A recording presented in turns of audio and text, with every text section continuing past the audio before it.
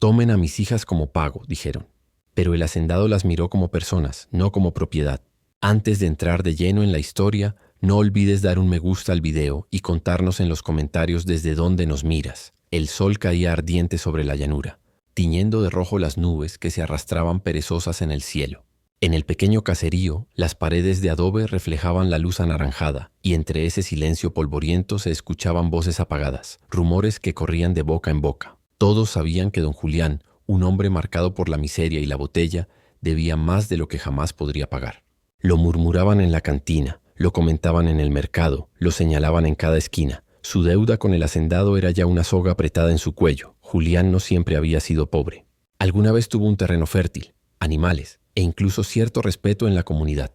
Pero su vicio y su carácter cruel lo llevaron a perderlo todo. Empeñó la tierra, vendió el ganado, y cuando ya no le quedaba más que su apellido gastado y las paredes derruidas de su casa, se atrevió a pedirle dinero al hacendado de la región, don Esteban Montoya, un hombre de carácter fuerte y fama de justo, pero implacable con los deudores. El plazo había vencido. El día de la cobranza había llegado y Julián lo sabía.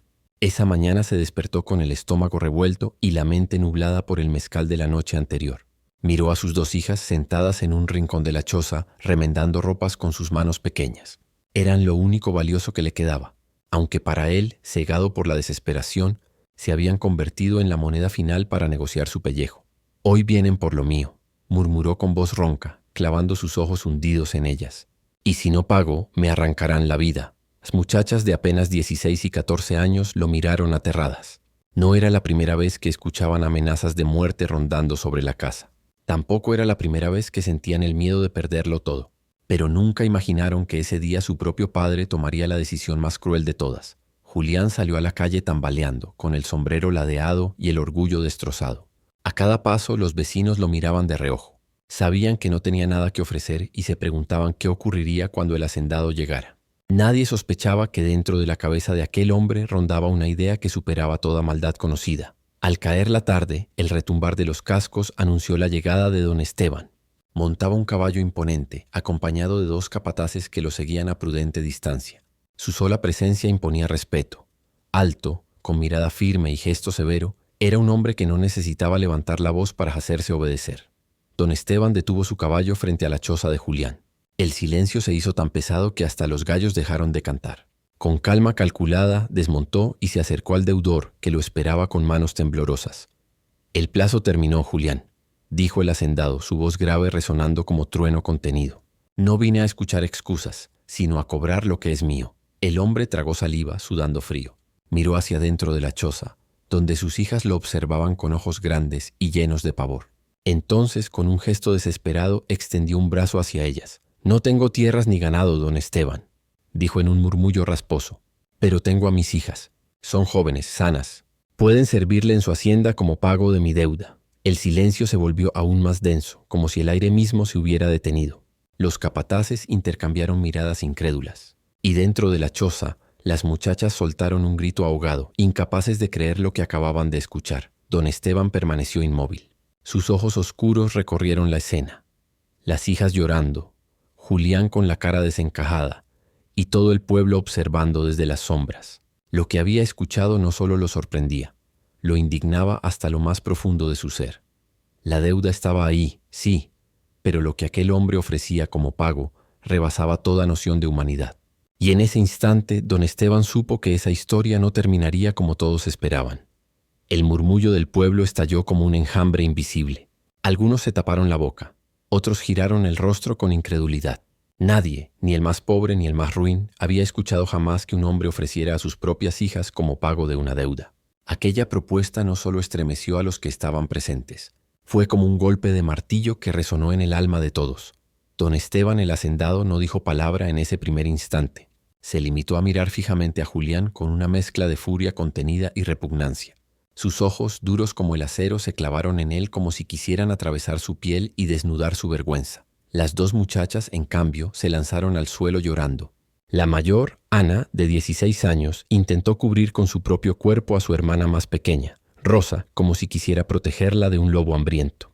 Ambas temblaban y entre sollozos repetían la misma súplica. «Padre, no, no lo haga». Pero Julián no retrocedió. Con el rostro desencajado, levantó la barbilla y habló con una voz más firme de lo que se esperaba de un hombre acorralado. No tengo nada más que ofrecer, don Esteban. Ellas son fuertes, saben cocinar, coser y trabajar en el campo. Usted las tendrá bajo techo y comida, y yo quedo libre de deuda. El hacendado apretó los puños. Nunca había escuchado tanta desvergüenza reunida en tan pocas palabras. Y sin embargo, Julián hablaba como si entregara un par de animales de corral, como si aquellas niñas no fueran carne de su propia sangre, sino simples objetos de trueque. Los capataces dieron un paso adelante, indignados. Uno de ellos murmuró con rabia: «Patrón, este hombre es una basura». El hacendado alzó la mano para silenciarlo sin apartar la mirada del padre. Luego dio un paso hacia las muchachas que se acurrucaban juntas como pajarillos asustados bajo la tormenta. Sus ojos se suavizaron por un instante, pues aunque era un hombre acostumbrado al rigor y la dureza del trabajo, no era insensible a la injusticia. «¿Y tú crees, Julián?», dijo despacio con voz grave, «que yo aceptaría a tus hijas como si fueran monedas de oro o sacos de trigo? ¿Así de poco valen para ti?». El padre bajó la mirada, aunque no por vergüenza, sino por obstinación. Para él, la vida de las niñas era un precio razonable por salvar la suya. Sabía que si Esteban lo rechazaba, la consecuencia sería el látigo, el despojo o incluso la muerte. Su miedo lo empujaba a una crueldad impensable. Ana, la mayor, reunió valor. Se incorporó con el rostro enrojecido por las lágrimas y miró directamente al hacendado. «No somos deuda de nadie, señor», dijo con voz temblorosa pero firme. «No somos ganado». El silencio que siguió fue aún más pesado que el anterior. Don Esteban la miró, sorprendido por la valentía de la joven, y en ese instante comprendió que esas niñas merecían algo más que el destino que su propio padre les había impuesto. Los vecinos que se agolpaban a lo lejos comenzaron a murmurar. Algunos condenaban en voz baja a Julián, otros solo se persignaban como si hubieran presenciado un pecado mortal.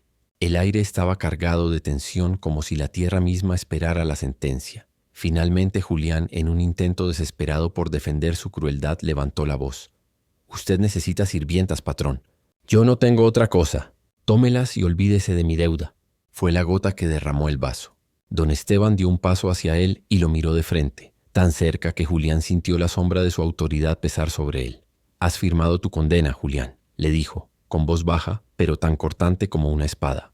«No porque me debas dinero, sino porque un hombre que entrega a sus hijas no merece llamarse padre». El padre se quedó helado.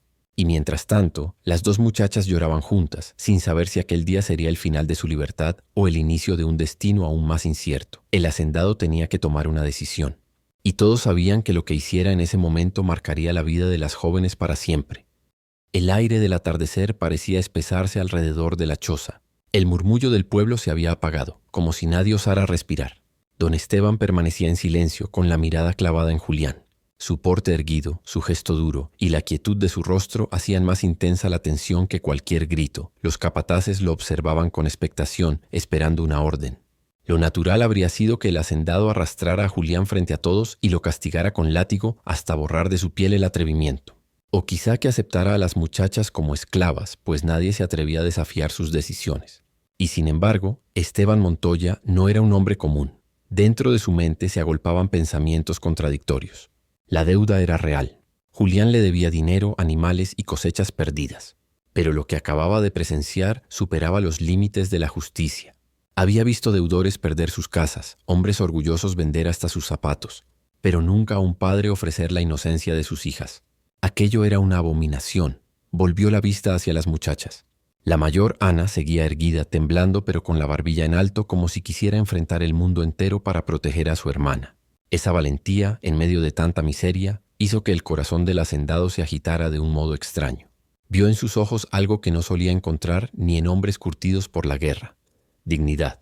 La menor, Rosa, escondía el rostro en el hombro de su hermana, aferrándose a ella como si fuera la última tabla en un mar embravecido. El llanto la sacudía, pero en su fragilidad había una pureza que desarmaba. Eran apenas unas niñas, arrojadas al sacrificio por un hombre que debía protegerlas. «Míralas, Julián», dijo Esteban finalmente, con voz grave que resonó en la choza como un trueno. «¿Tienes sangre en las venas o solo veneno?». El padre bajó la cabeza, incapaz de sostener aquella mirada. Pero no era vergüenza lo que lo dominaba, sino miedo. Miedo a perder la poca vida miserable que le quedaba. Don Esteban respiró hondo. En su interior había un combate, la justicia del hacendado contra la compasión del hombre. Podría cobrarse la deuda de cualquier manera y nadie lo cuestionaría. Pero si aceptaba a esas niñas, se volvería cómplice de la mayor vileza que había presenciado. Los murmullos del pueblo crecían de nuevo. Algunos hombres murmuraban que lo más justo sería tomar a las muchachas. Al fin y al cabo, Julián había ofrecido. Otros rezaban en silencio, esperando que la misericordia venciera en el corazón del hacendado. El silencio se rompió con la voz de Ana. «Señor», dijo, tragando el nudo que la ahogaba, «yo puedo trabajar. Coser, limpiar, cuidar de los animales. Pero no como pago de deuda, no como mercancía. Si me quedo en su hacienda, que sea por mi voluntad, no por la crueldad de mi padre». Don Esteban la miró con asombro. Nunca había escuchado a una muchacha de su edad hablar con tanta claridad, con esa mezcla de miedo y valentía. Sus palabras le confirmaban lo que ya presentía. Esas niñas no eran simples víctimas, tenían fuego en el alma. Los ojos de Julián se abrieron con furia. «Calla, insolente», le gritó levantando la mano para golpearla. Pero antes de que pudiera acercarse, Esteban se interpuso. Sujetó la muñeca del hombre con tal fuerza que Julián soltó un alarido de dolor. «Atrévete a levantarle la mano otra vez», dijo el hacendado, con voz baja y peligrosa. «Y no vivirás para contarlo». El pueblo entero quedó helado. Nadie había visto jamás a don Esteban perder la compostura. Y sin embargo allí estaba, protegiendo a unas muchachas que hasta hacía un instante eran solo parte de un trato indigno. La indignación del hacendado era tan grande que comenzó a tomar forma de decisión. Ya no se trataba solo de cobrar una deuda. Era un asunto de justicia, de dignidad humana. Lo que iba a suceder después nadie en el pueblo lo sospechaba, y mucho menos Julián, que todavía no comprendía que su destino acababa de torcerse para siempre. El silencio pesaba como plomo sobre la choza. Julián, con la muñeca atrapada en la mano de hierro del hacendado, gruñía como un animal acorralado. Sus ojos rojos de rabia y mezcal se clavaban en Esteban, pero su cuerpo entero temblaba. No era solo el dolor físico, era el peso de la humillación pública. Don Esteban lo soltó de golpe, como quien arroja algo sucio. Julián retrocedió tambaleando, sobándose la mano, mientras el hacendado avanzaba un paso hacia él. La figura del patrón, erguida y severa, parecía ocupar toda la choza. «Eres una vergüenza como hombre», escupió Esteban, con voz grave, cada palabra como un latigazo. «No mereces llamarte padre». Los murmullos del pueblo se hicieron más fuertes. Desde la calle, hombres y mujeres observaban con los ojos abiertos, sin perder detalle. Todos habían sospechado de la crueldad de Julián, pero ahora la veían expuesta ante el hacendado más poderoso de la región. «Usted no entiende nada», gritó Julián buscando recuperar algo de dignidad. «Ellas no son más que bocas que alimentar. Yo no tengo nada y usted me exige lo imposible». ¿Qué otra cosa podía hacer? La mayor de las muchachas, Ana, se adelantó un paso, con el rostro todavía húmedo de lágrimas. «Lo único que podías hacer, padre, era protegernos», dijo con voz firme, quebrada pero decidida. «Pero nos vendiste como si fuéramos ganado». El grito de la joven cayó como un trueno. La gente se llevó las manos a la boca. Nunca se le había escuchado hablar así en público, y menos aún desafiar a su propio padre. Julián rugió de rabia, avanzando hacia ella con la mano alzada de nuevo. Pero esta vez don Esteban se interpuso con una rapidez que dejó a todos helados. Su voz, dura como el acero, lo detuvo en seco. «Ni un paso más, Julián». Los capataces dieron un paso adelante, listos para sujetar al deudor si intentaba algo. Julián, jadeando, bajó la mano. Por primera vez en mucho tiempo supo que estaba frente a un hombre que no cedería. Don Esteban lo miró fijamente, acercándose tanto que el aliento del hacendado rozaba el rostro del deudor. «Te di un préstamo porque confié en tu palabra, pero ahora veo que la palabra de Julián no vale nada. Un hombre que empeña a sus hijas ya no tiene honor, y sin honor no hay deuda que pueda negociarse». Julián se estremeció. La vergüenza lo quemaba, pero aún trató de defenderse. «Usted me dejaría morir si no pago. Usted me empujó a esto». El hacendado apretó la mandíbula y su respuesta fue un rugido contenido. «Yo no te empujé a la botella. Yo no te empujé a malgastar tus tierras ni a traicionar la sangre de tus venas. Eso lo hiciste tú solo». Un murmullo de aprobación recorrió a los vecinos. Las palabras del patrón eran duras, pero todos sabían que eran verdad. Julián no tenía escapatoria. Las niñas sollozaban detrás, acurrucadas, pero en sus lágrimas brillaba una chispa de alivio. Por primera vez alguien enfrentaba a su padre sin miedo. Don Esteban levantó la voz, ya no solo para Julián, sino para todo el pueblo. «Escuchen bien, ninguna mujer será jamás moneda de pago en esta tierra, y ningún padre que ofrezca a sus hijas volverá a tener cabida en mi hacienda». El eco de sus palabras retumbó en las paredes de adobe. Los capataces lo miraron con respeto, y algunos hombres del pueblo asintieron en silencio. Era una declaración que nadie olvidaría. Julián, derrotado, cayó de rodillas, hundiendo la cara entre sus manos.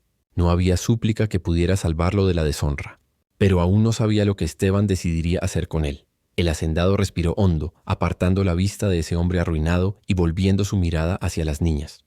En ellas vio el verdadero dilema. ¿Qué destino les esperaba ahora que el padre había fallado? Y en ese instante, Esteban comenzó a trazar en su mente una decisión que nadie en el pueblo se habría atrevido a imaginar.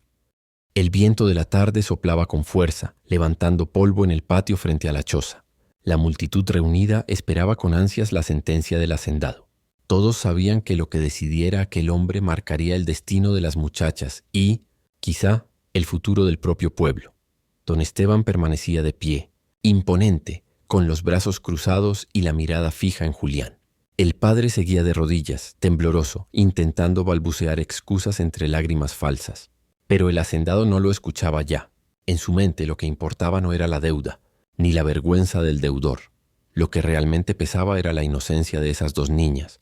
Tratadas como mercancía en un juego cruel, Ana, la mayor, seguía firme abrazando a su hermana menor. Su cuerpo temblaba, pero sus ojos estaban clavados en el hacendado, como si esperara de él una chispa de justicia, algo que rompiera las cadenas invisibles de su destino. De pronto, Esteban habló. Su voz era clara, grave y resonante. «Esta deuda queda saldada». Un murmullo recorrió a la multitud. Julián levantó la cabeza incrédulo, como si no hubiera entendido bien lo que había escuchado. «¿Saldada?», repitió con voz ronca, tambaleante. «Sí», respondió Esteban con firmeza. «No porque lo merezcas, sino porque tus hijas no deben cargar con tu vergüenza. No aceptaré jamás que una deuda se pague con la dignidad de una mujer». Las muchachas contuvieron la respiración. Ana abrió los ojos sorprendida mientras Rosa sollozaba más fuerte, aunque ahora eran lágrimas de alivio. Julián, sin embargo, reaccionó con furia. Se levantó tambaleando y gritó: «No puede hacer eso. Es mi deuda, son mis hijas y yo decido». El hacendado avanzó un paso, su sombra cubriéndolo. «Ese es tu error, Julián. Crees que porque las engendraste son de tu propiedad. Pero los hijos no son objetos. Y desde hoy, esas niñas ya no estarán bajo tu maldito yugo». La multitud explotó en murmullos, algunos asintiendo, otros persignándose. Nadie esperaba un gesto así del patrón, un hombre conocido por ser duro y sin concesiones. Pero allí estaba, rompiendo las reglas del poder y desafiando la costumbre de la época. Los capataces miraron a su patrón, sorprendidos pero respetuosos. Nadie se atrevía a contradecirlo. Ana dio un paso adelante, aún desconfiada. «¿Qué quiere decir con eso, señor?», preguntó con voz entrecortada. Don Esteban suavizó su expresión mirándola con una mezcla de respeto y compasión. «Quiero decir que a partir de hoy estarán bajo mi protección. Tendrán un lugar en mi hacienda, pero no como pago ni como sirvientas forzadas. Allí aprenderán, trabajarán si así lo desean y tendrán un futuro distinto al que este hombre intentó condenarlas». Rosa rompió en un llanto desconsolado, abrazando a su hermana. Ana, con el corazón desbordado, apenas pudo contener las lágrimas. Nunca habían escuchado palabras tan inesperadas. Julián, por el contrario, estalló en furia. «No, ellas son mías. Nadie me las quitará». Se abalanzó hacia las muchachas, pero los capataces lo detuvieron de inmediato, sujetándolo con fuerza. Esteban levantó la mano y su voz retumbó como un trueno. «Bájenlo, y que se largue de mi vista antes de que pierda la paciencia». Los hombres lo arrastraron fuera de la choza mientras él pataleaba y maldecía. El pueblo lo observaba con desprecio, ya sin pizca de respeto por aquel hombre que había tocado fondo. Don Esteban se volvió hacia las niñas. «No teman más. Nadie volverá a decidir por ustedes». Ana bajó la cabeza agradecida, mientras Rosa aún se aferraba a su hermana. Las dos comprendieron que, aunque el futuro seguía incierto, ya no estaban solas. El hacendado sabía que con esa decisión no solo había roto una deuda, sino también una costumbre peligrosa, la de creer que la miseria justificaba la crueldad. Y aunque muchos lo juzgarían, él estaba seguro de que había elegido el camino correcto. El pueblo quedó en silencio, como si la tierra misma hubiera presenciado un milagro. Y en medio de esa calma, dos vidas acababan de cambiar para siempre. La noche cayó sobre el pueblo con un silencio distinto. Las sombras parecían más ligeras, como si el aire mismo se hubiera liberado de una carga. Mientras Julián desaparecía arrastrado por los capataces entre insultos y maldiciones, las dos muchachas quedaron frente al hacendado, temblorosas, sin saber si lo que acababa de ocurrir era un sueño o una nueva condena. Don Esteban las observó un momento en silencio. Luego, con voz serena, les dijo: «Recojan lo que necesiten. Esta noche no dormirán más bajo este techo». Ana lo miró con desconfianza. «¿A dónde iremos?». A la hacienda, respondió él con la calma de quien no necesita justificar su decisión. Allí estarán seguras. Las palabras flotaron en el aire como un misterio. Rosa, con los ojos hinchados por el llanto, apretó la mano de su hermana. ¿Y si nos hace daño?, susurró con miedo infantil. Ana guardó silencio. Había aprendido a no confiar en los hombres, ni siquiera en su propio padre. Pero la firmeza en la voz de Esteban, la manera en que lo había enfrentado, le inspiraba algo que no conocía: esperanza. Minutos después, ambas salieron de la choza con un pequeño atado cada una. Unas mudas de ropa gastada, un trozo de pan duro y una manta eran todo lo que tenían. Don Esteban las ayudó a montar en un carro, y junto con 2 de sus hombres partieron rumbo a la hacienda bajo la luz de la luna. El camino fue largo y silencioso. El viento fresco golpeaba sus rostros y el sonido de los cascos de los caballos marcaba un compás casi hipnótico. Rosa, agotada, se quedó dormida apoyada en el hombro de Ana. La mayor, en cambio, permaneció despierta, con la mirada fija en el horizonte. Estaba lista para defender a su hermana de cualquier peligro, aunque en su corazón se encendía una pequeña chispa de confianza hacia aquel hombre que había desafiado a su propio padre. Cuando llegaron, las puertas de hierro de la hacienda se abrieron imponentes. El lugar era enorme, con casas de adobe bien construidas, establos iluminados con faroles y el murmullo de peones que aún terminaban sus labores nocturnas. Para las muchachas, acostumbradas a la miseria de su choza, aquello parecía un mundo nuevo. Una mujer mayor, doña Mercedes, ama de llaves de la hacienda, salió a recibirlos. Era de semblante severo pero bondadoso, con años de experiencia cuidando no solo la casa, sino también a los trabajadores. Don Esteban la llamó aparte y le habló con voz firme. «Estas niñas estarán bajo tu cuidado. Que no les falte nada». Mercedes asintió, aunque no pudo evitar mirar con curiosidad a las recién llegadas. Les hizo un gesto para que entraran y les mostró un pequeño cuarto con camas limpias, mantas suaves y hasta un jarrón con agua fresca. Rosa, al ver la cama, no pudo contener un sollozo. Nunca había dormido en un lugar así. Ana, aunque más contenida, no pudo evitar sentir un nudo en la garganta. Por primera vez en años tenían un techo digno y un lugar donde podían descansar sin miedo. Esa noche, mientras Rosa dormía profundamente, Ana permaneció despierta mirando el techo. Pensaba en todo lo ocurrido, en el futuro incierto, en la extraña mezcla de miedo y gratitud que sentía hacia el hacendado. Se juró a sí misma que no volvería a ser tratada como un objeto. Si aquel hombre les había dado una oportunidad, ella la aprovecharía para convertirse en alguien fuerte, capaz de proteger a su hermana y de forjar un destino propio. Al amanecer, los rayos del sol iluminaron el rancho. Los gallos cantaban y los peones ya se movían con diligencia. Ana abrió la ventana y respiró el aire fresco. Era un nuevo día, y con él un nuevo comienzo. En la distancia vio a don Esteban inspeccionando los corrales, erguido sobre su caballo, dando órdenes con firmeza.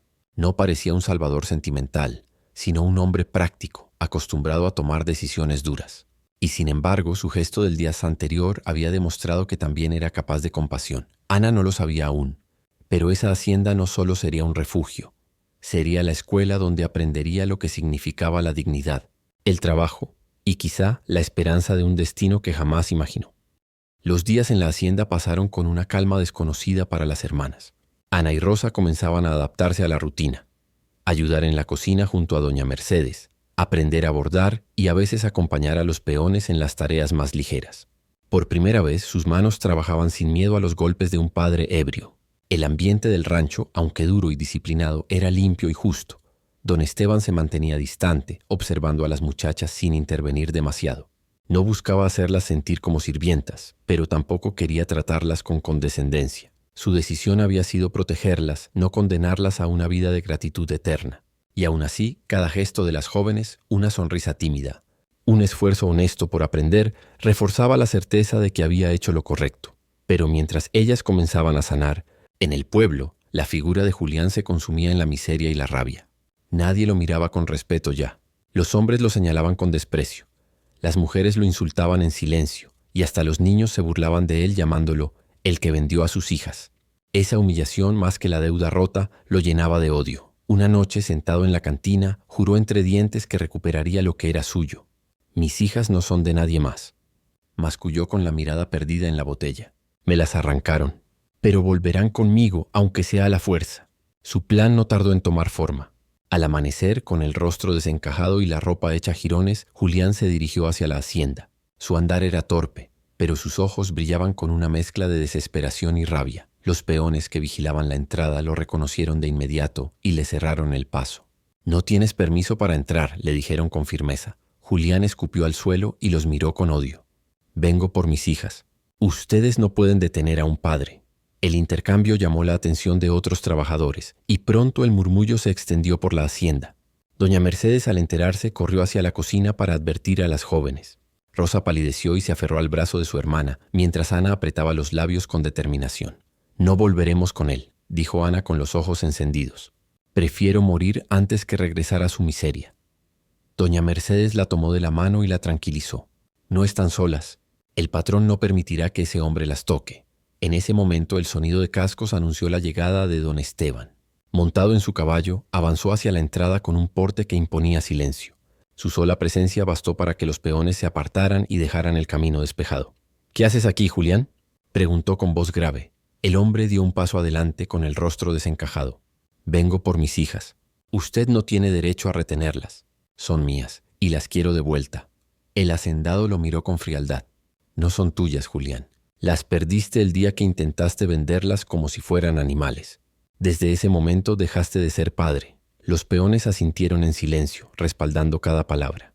Julián, acorralado por la vergüenza, levantó los puños. «Usted me robó lo único que tenía». Esteban desmontó lentamente, avanzando hacia él con pasos firmes. Su voz fue un trueno que sacudió a todos los presentes. «No te robé nada. Yo salvé a esas niñas de tu crueldad. Y mientras yo viva, jamás volverán a tus manos». El padre, enloquecido, se abalanzó sobre él, pero los capataces lo sujetaron antes de que pudiera tocarlo. La escena fue humillante. El hombre que una vez dominó a sus hijas con golpes y gritos, ahora reducido a un despojo, pataleando en el suelo bajo la mirada de todo el rancho. Ana y Rosa, que observaban desde la entrada de la casa grande, se tomaron de la mano. No era miedo lo que sentían esta vez, sino un alivio poderoso. Alguien, por fin, había puesto un muro entre ellas y el monstruo que llamaban padre. Don Esteban levantó la mano. «Sáquenlo de mi hacienda, y que no se atreva a regresar porque no habrá segunda advertencia». Los hombres lo arrastraron fuera mientras Julián gritaba maldiciones que se perdieron en el polvo del camino. El rancho quedó en silencio. Don Esteban, erguido frente a todos, miró a las niñas con una determinación que ya nadie cuestionaba. Aquel hombre no solo las había rescatado, ahora era su guardián. La mañana siguiente en la hacienda amaneció con una luz clara y cálida, casi como si el sol mismo celebrara la libertad de las muchachas. Los pájaros cantaban, los gallos despertaban a los peones y todo parecía impregnado de un aire de renovación. Ana y Rosa se asomaron a la ventana de su cuarto, contemplando el vasto terreno. Establos, campos de cultivo, huertos y senderos que se perdían en la distancia. Era un mundo completamente distinto al que conocían, un lugar donde podían soñar y decidir su destino por primera vez. Las niñas se acercaron a la cocina, donde doña Mercedes les preparaba pan recién horneado y leche caliente. Aunque todavía temblaban de la experiencia reciente, sus corazones se llenaban de gratitud y esperanza. Cada gesto, cada sonrisa, cada palabra amable en la hacienda les recordaba que habían sido rescatadas de una vida de sufrimiento. Don Esteban, mientras supervisaba los corrales y daba órdenes a los peones, las observaba de reojo. No era un hombre de grandes demostraciones de afecto, pero la firmeza con la que había protegido a las niñas durante los últimos días ya hablaba por sí misma. Sabía que la verdadera protección no solo consistía en enfrentarse a su padre cruel, sino también en ofrecerles un futuro donde pudieran crecer, aprender y prosperar. Con el paso de los días, Ana y Rosa comenzaron a adaptarse a su nueva rutina. Aprendieron a cuidar del ganado y del jardín, ayudaron en la cocina y en la limpieza, y poco a poco, la desconfianza inicial se transformó en confianza hacia Esteban y hacia la hacienda misma. Allí no eran objetos ni deudas por pagar. Eran jóvenes con derecho a decidir y a vivir. Un atardecer, mientras el sol se filtraba entre los árboles y el aire olía a tierra mojada y heno, Ana se acercó al hacendado. «Señor», dijo con respeto y gratitud, «gracias por darnos esta oportunidad. Nunca podríamos imaginar que alguien fuera capaz de tanta justicia y bondad». Esteban la miró y asintió con la cabeza, sin decir mucho. No necesitaba palabras. Las acciones que había tomado hablaban más fuerte que cualquier elogio. Las niñas comprendieron que él era un hombre que valoraba la dignidad por encima de la riqueza o la obediencia ciega, y eso marcaba la diferencia entre sobrevivir y vivir. El tiempo pasó, y el pueblo comenzó a hablar del acto del hacendado. Historias sobre cómo había salvado a las jóvenes de la cruel injusticia de su propio padre se propagaron como fuego en pasto seco. Algunos lo aplaudieron en silencio, otros simplemente asentían con respeto. La fama de Esteban creció no solo como un hombre poderoso, sino como alguien que podía combinar la autoridad con la compasión. Mientras tanto, Julián desapareció del horizonte del pueblo. La humillación y la impotencia lo habían obligado a marcharse. Nadie volvió a saber de él, y su nombre se convirtió en un recordatorio amargo de la crueldad que alguna vez había existido, contrastando con el cambio que Esteban había traído a la vida de las niñas, Ana y Rosa. Liberadas de la sombra de su padre, comenzaron a soñar con su futuro. Sabían que la vida les ofrecía oportunidades que antes ni siquiera podían imaginar. Podrían aprender, trabajar y algún día tomar decisiones propias sin temor a ser vendidas, maltratadas o humilladas. La hacienda se convirtió en su refugio, un lugar donde el pasado de dolor se transformaba lentamente en esperanza. En la última escena, mientras el sol se ocultaba en el horizonte y bañaba la hacienda en un tono dorado, las niñas se pararon en el porche, mirando los campos que se extendían frente a ellas. Don Esteban apareció a su lado, no como un maestro estricto, sino como un protector silencioso que había cambiado sus vidas para siempre. «Gracias», susurró Ana. Con los ojos brillantes por la emoción, el hacendado simplemente asintió, dejando que el silencio hablara. En ese momento las niñas comprendieron que su destino ya no estaba atado a la crueldad de su padre. Habían sido liberadas, protegidas y finalmente podían soñar con un futuro lleno de posibilidades. Y así, entre los colores del atardecer y la promesa de un nuevo amanecer, la historia de Ana y Rosa se transformó de tragedia a esperanza, recordando a todos que incluso en la oscuridad más profunda, un solo acto de justicia puede cambiar un destino para siempre.